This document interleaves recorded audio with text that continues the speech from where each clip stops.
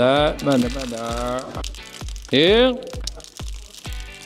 好，跳那个位置啊，把那个这个翘起来，周起来。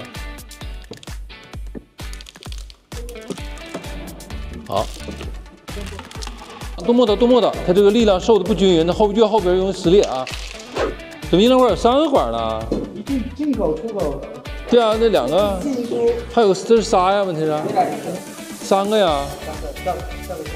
一进一出。今天我们这个拆解这个电池包啊，相对来讲就是维修起来就比较好，可维修性就比较好的。正常应该是这样的。平带。对，这都掉下去了。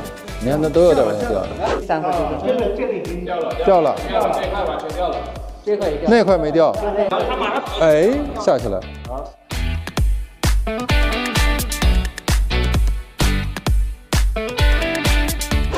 哎呦，太完美了啊！哎，这就对了，现在平了。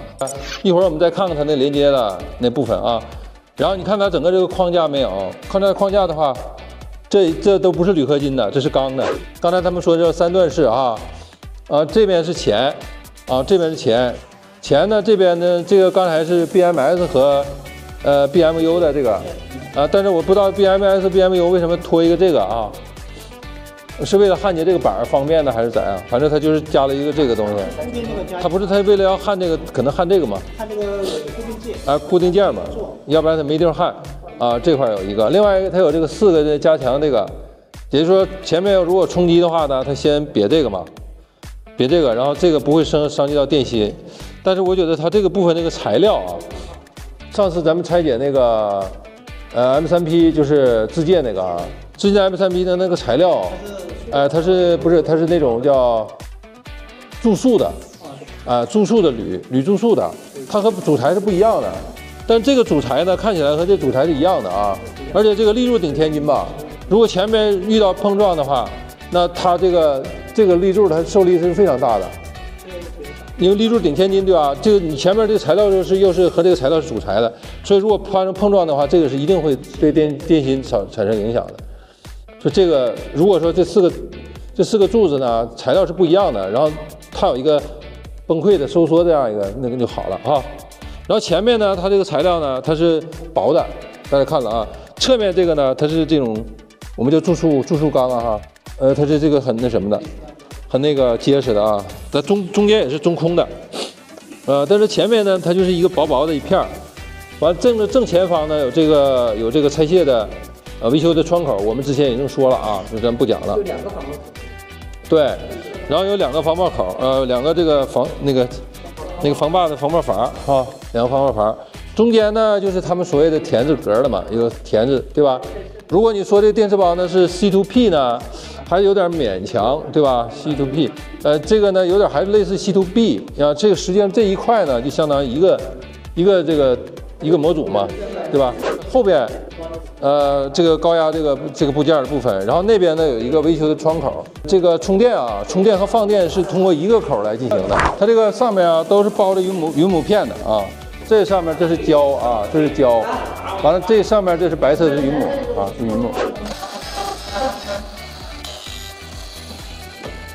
感觉这玩意儿如果用那个剪刀剪一剪啊。谁说拿螺丝刀撬好使来的？